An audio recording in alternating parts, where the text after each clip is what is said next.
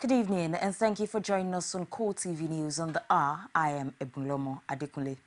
President Goodluck Jonathan is currently meeting with parents of the schoolgirls abducted from Chibok, Borno State in April 14 behind closed doors.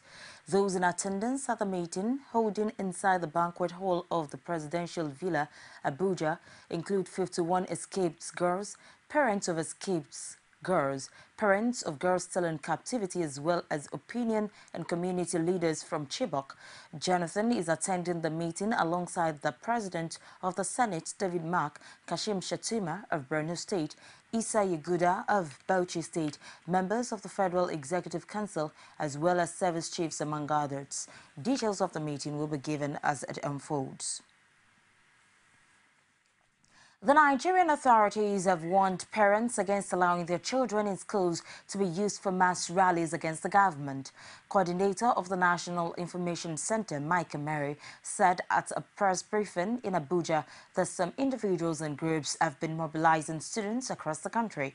This, according to him, is part of a plot to commemorate the 100th day of the abducted Chibok girls in captivity. Information available to us is that groups are planning to mobilize children from across the country, from within Abuja, to commemorate the 100 days of the abduction of the Chibok girls. Well, it is the legitimate right of citizens to protest, to demand for whatever they believe in. And in a democracy, especially the kind that we preach or practice, our president is committed to ensuring that every citizen has his say. But on that note, we wish to advise parents to be mindful of this development and not to allow their children to be used for subversive activities and tendencies. Don't forget that all of us are standing together with the parents of the Chibok girls and, of course, with the girls.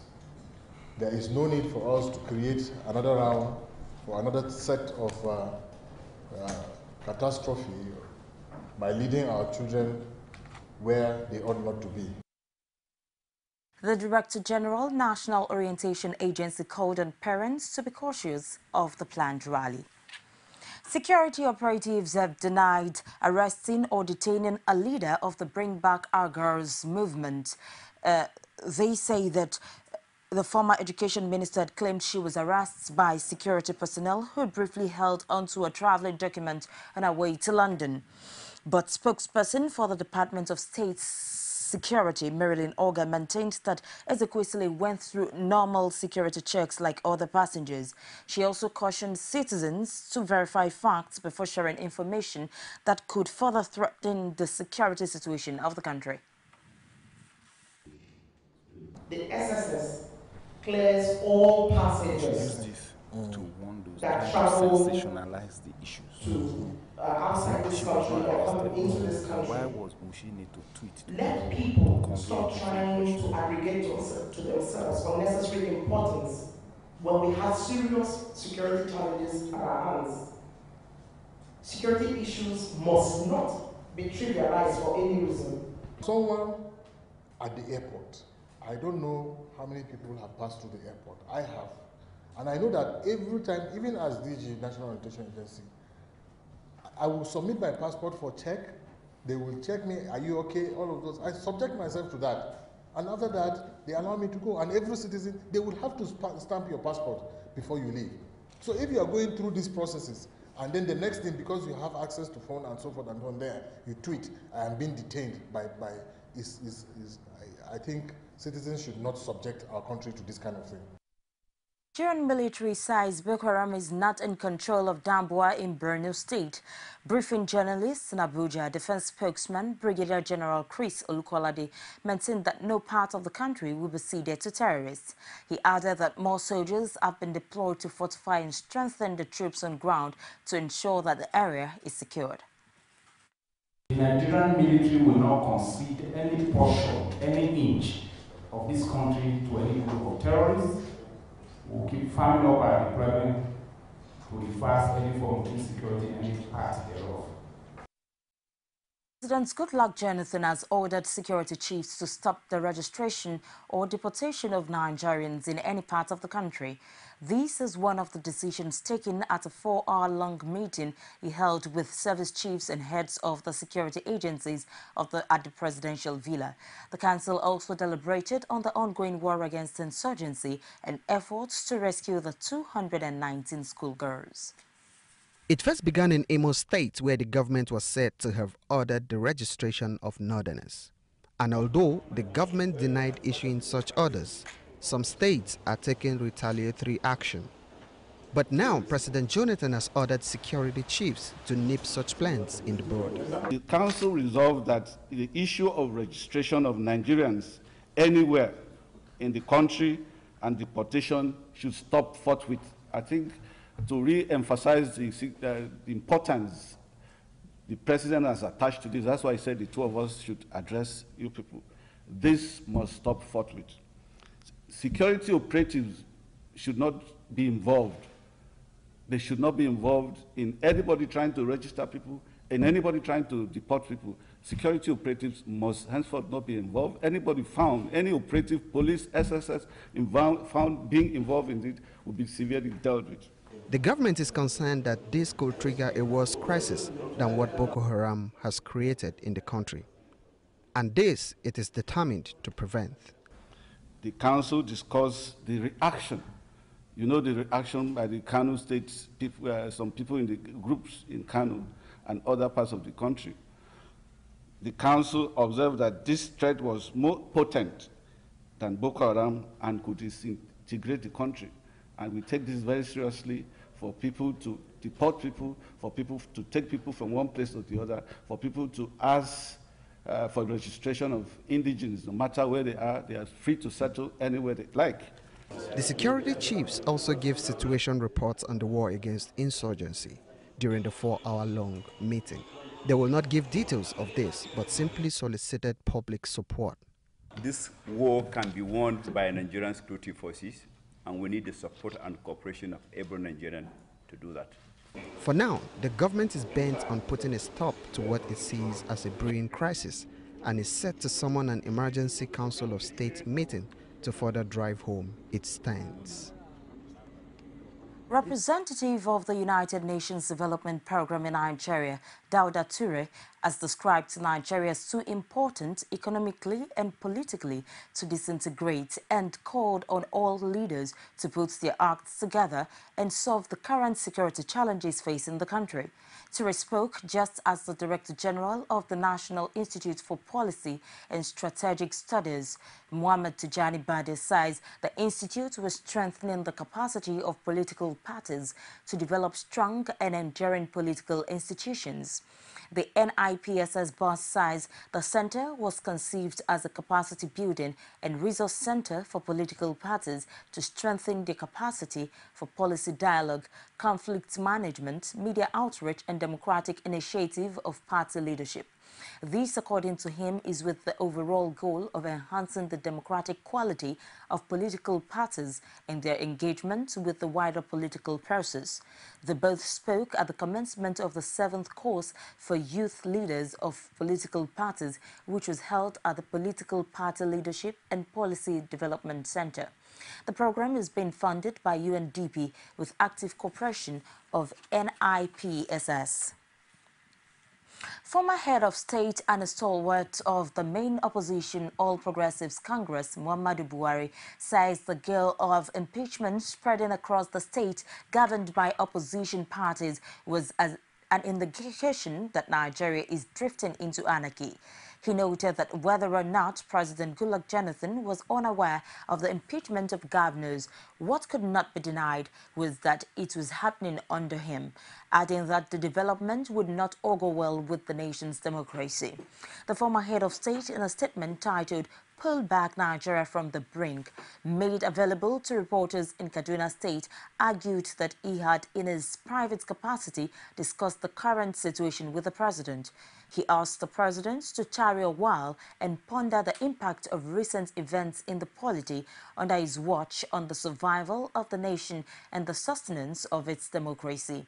It says subverting the constitution in a desperate move to impeach a state governor or deploying the institutions of state, some of which are symbols of the country's unity, just to kick an out-of-favor state governor in the stomach could only breed anarchy and lead the nation down the slippery slope to chaos. The Nigerian Human Rights Commission, comprising of some non-governmental organizations, have condemned the impeachment move by the Nasarawa state lawmakers as self-serving and corrupt. Oluwaseyi Adigoke has details of the press briefing organized by the Nigerian human rights community in this report presented from our studio. Barely 2 weeks ago was the governor of Adamawa State, Murtala Yako, impeached by the state legislature based on allegations of gross financial misconduct levied against him by the lawmakers. Few days ago, the Nasarawa State lawmakers are accusing Governor Tanko Amakura and missing local government joint funds, among other offences in which lawmakers are seeking to impeach the governor. The president of the Coalition of Nigerian Civil Rights Group, Kehinde Adegboye, says the Nasarawa lawmakers' action portrays them as lacking character and dignity. While we support the removal of governors who contravene the laws, the basis of which they were elected in the first place, we, however, strongly condemn removals induced by financial gains of the lawmakers. That is exactly what is happening in Nigeria today. The presidency is bent on taking control of all the 36 states, thereby threatening the plural content of Nigerian democratic culture. The Deputy National President of the Arewa Youth Forum, Mohammed Kudu Abubakar, condemns the move by the Nasarawa lawmakers. So it is quite clear that any governor who is not in a line with the president's interests must go. It has happened during Obasanjo, and I'm not surprised what is happening now. So, but the caution is that people of the state who elect the governor, because if you listen to those who protest in Nasarawa state, we are saying since the inception of that state, no governor in Nasarawa state have done what Al-Makura does in the state. So why the removal? Which means those people who are planning his removal were against the progress of that state. The group calls on Nigerians to join in the crusade against impunity and dictatorship in Nigeria. It's the CoreTV News on the hour. We'll take a break and we'll be back with more stories. Stay with us.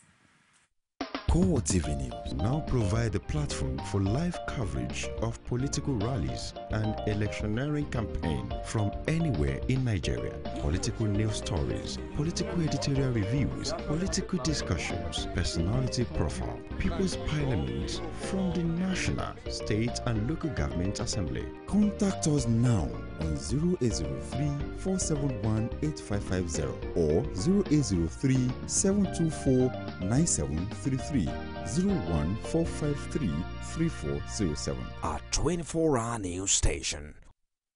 You can now watch CoreTV News live from anywhere in the world on our website www.coretvnews.com. Click on Live TV on our website and watch us live. And welcome to CoreTV Primetime Days. To follow us on Twitter, click on Twitter icon on our website. On Facebook, click on the Facebook and YouTube to see all our previous news production. You can also watch us live on YouTube. Click CoreTV, leave a space, then news. CoreTV News, our 24-hour news station. Nigerians continue to the city of Lagos once again Be the first to know from the north, south, east, west and around Africa. We break the news. One Nigeria. Now you can catch all the actions live as the news breaks. We are CoreTV News. Welcome to CoreTV, our 24-hour news station. Thank you for being there. Pro-Russian separatists in eastern Ukraine on Tuesday handed over 2 black boxes recovered from the crash site of the MH17 jet to Malaysian officials at a press conference. They also announced a ceasefire within a 10-kilometer radius around the crash site to allow international investigators to safely access the vast area where the Malaysia Airlines flight was downed on Thursday. The Malaysian team of experts and representatives of the separatist group then signed a protocol before the bright orange boxes were handed over. One of the boxes will contain all conversations in the cockpit and another all flight data. However, it is unclear how useful this will be in determining what happened to the flight, which is believed by Kiev and world leaders to have been shut down by a surface-to-air missile. The Russia-backed separatist rebels who control the area where the plane went down are suspected of having fired the missile, but they blame the Ukrainian military. There's been an outpouring of global outrage over lack of access to the site and fears the rebels have tampered with evidence. Russia said its records show a Ukrainian fighter jet was flying close to the Malaysian airliner just before it crashed, and a United States satellite was flying over rebel-held Ukraine at the time. Moscow also denied supplying Ukrainian separatists with BUK missile systems or any other weapons as it sought to head off international accusations that it was responsible for the downing of the Malaysian plane with 298 people on board. Lieutenant General Andrei Katopolov said the Malaysian plane strayed north of its planned route, adding that a Ukrainian Su-25 fighter jet, which is typically equipped with air-to-air missiles, had been recorded in the proximity of the Boeing 777. The Russian official also challenged Washington to release its satellite images to back up its claim that rebels targeted the Boeing 777 with a missile. And that's the news for this hour. Join us again, top of the hour for more. Thank you for watching. I am Ebunlomo Adekunle.